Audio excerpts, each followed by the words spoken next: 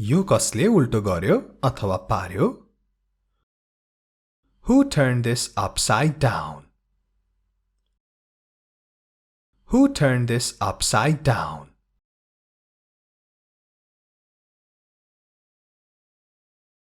यो त मैले गरिन अथवा गरेको होइन. I did not do this. I did not do this.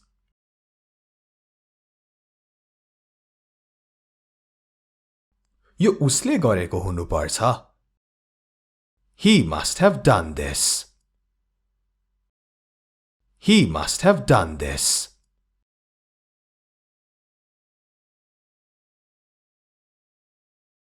यदि तिमीले गरेनौ भने कसले गर्यो? If you didn't do it, then who did it? If you didn't do it, then who did it?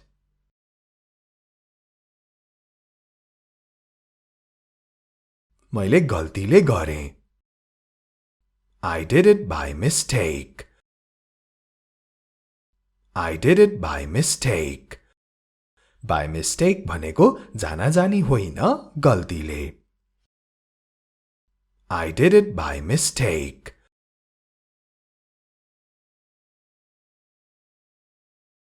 अब जानाजानी भन्नुपर्दा चाहिँ उसले जानाजानी गर्यो. He did it intentionally. He did it intentionally. intentionally. Intentionally. Intentionally. Intentionally. यसको अर्थ जानाजानी. He did it intentionally. तपाई हेरिरहनु भएको छ हाम्रो इंग्लिश गुरु युट्युब च्यानल, तपाईहरुको अंग्रेजी सिक्ने ठाउँ. आजको भिडियोमा यसरी नै हामी सारै महत्त्वपूर्ण क्वेशन आन्सरको प्र्याक्टिस गर्ने छौं.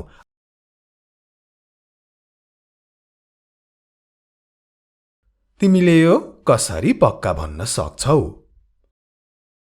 How can you be so sure? अथवा how can you be sure? How can you be so sure? How can you be sure?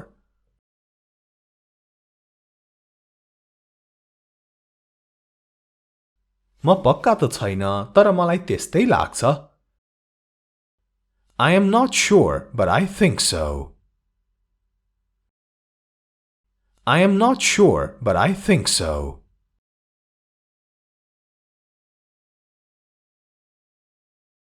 म माफी माग्न चाहन्छु, मलाई थाहा थिएन. I'm sorry, I didn't know that.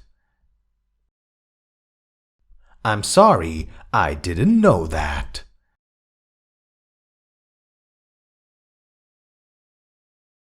अब यो अर्को हेरौं. तिमीले माफी माग्नु पर्दैन. You don't have to apologize. You don't have to apologize. apologize. Apologize. यसको अर्थ हुन्छ माफी माग्नु. You don't have to apologize.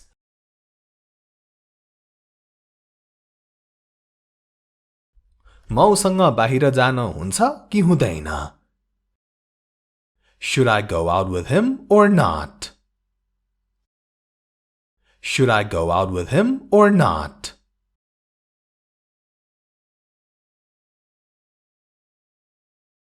अब यसको उत्तरमा तिमीलाई जे ठीक लाग्छ त्यही गर. Do what you think is right. Do what you think is right. Oh, I didn't know.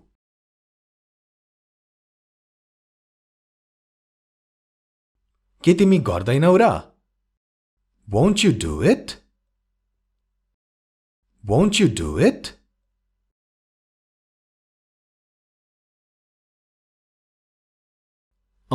यो मेरो रुचिको विषय होइन.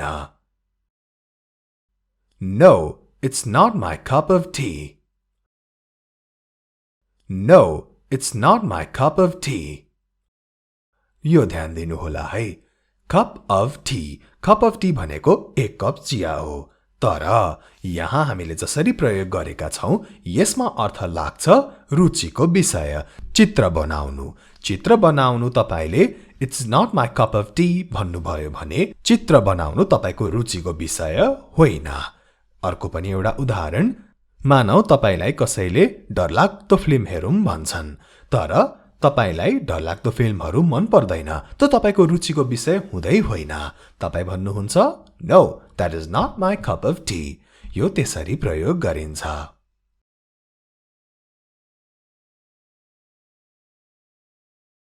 तिम्रो आमाले तिमीलाई यो गर्न बाध्य गराउनु भएको हो? Did your mother force you to do this? Did your mother force you to do this?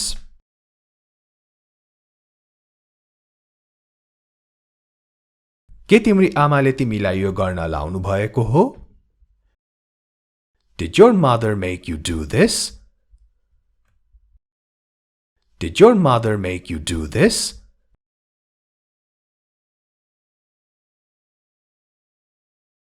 मेरी आमाको यसमा कुनै हात छैन। My mother has nothing to do with this. My mother has nothing to do with this.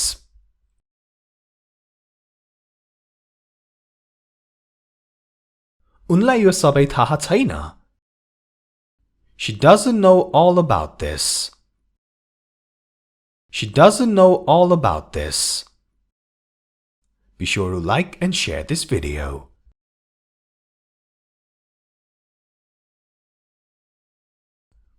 पानी पर्न कहिले सुरु भयो?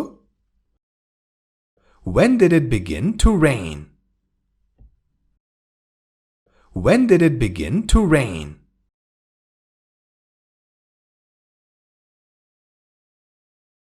विगत 2 घण्टादेखि पानी परिरहेको छ। It's been raining for the past 2 hours. It's been raining for the past 2 hours. It's भनेको it is को छोटकरी अथवा it has को पनि छोटकरी। यहाँ चाहिँ it has मा प्रयोग भएको छ। ध्यान दिनुहोस् यहाँ it has plus been verb 3 प्रयोग गरिएको छ। यसबारे टेन्स भिडियोमा मजाले सिकाइएको छ। यही हाम्रो इंग्लिश गुरु युट्युब च्यानलमा हेर्न नछुटाउनु होला।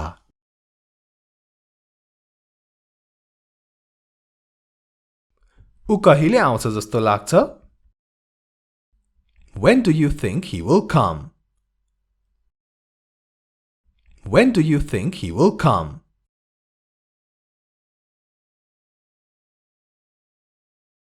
मलाई थाहा छैन।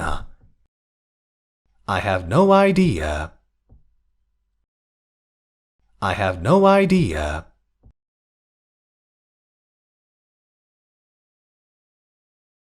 मलाई लाग्दैन कि उ आउँछ। I don't think he will come. I don't think he will come.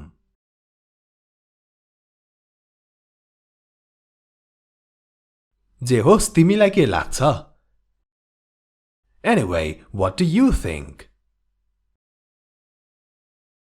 Anyway, what do you think?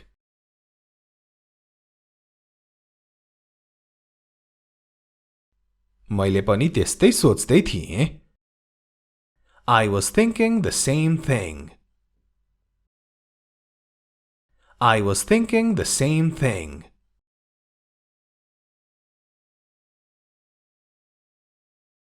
तिमी अझैसम्म किन तयार छैनौ? Why aren't you ready yet? Why aren't you ready yet?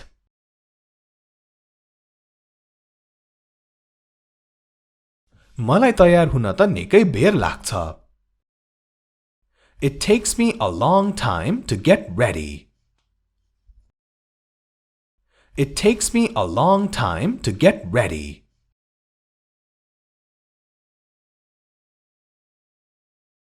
मलाई तयार हुन धेरै बेर लाग्दैन भन्न चाहिँ It doesn't take me long to get ready. It doesn't take me long to get ready.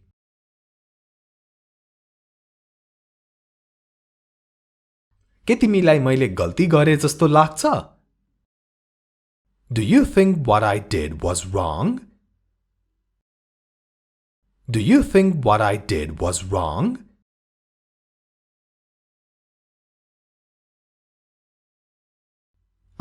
मलाई त्यस्तो लाग्दैन.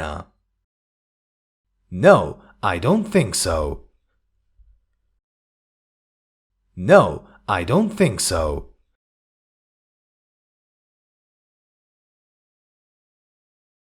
तिमी मेरो ठाउँमा भएको भए के गर्थ्यौ? What would you do if you were in my place? What would you do if you were in my place?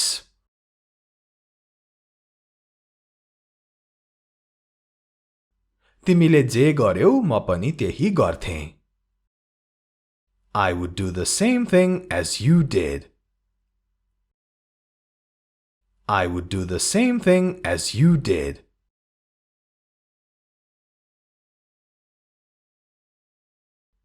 तिम्रो र रोहनको भेट कसरी भयो? How did you and Rohan meet? How did you and Rohan meet?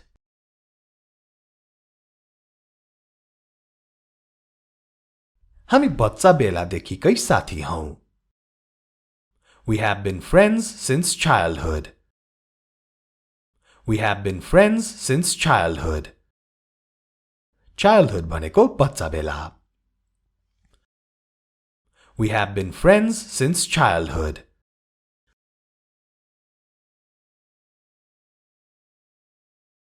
तिमी कहिले काठमाडौँ गयौ? When did you go to Kathmandu? When did you go to Kathmandu?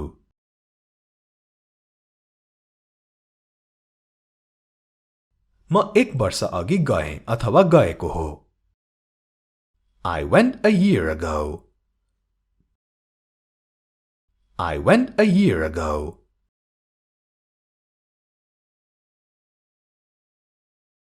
म काठमाडौँ कहिले पनि गएको छैन. I have never been to Kathmandu. I have never been to Kathmandu.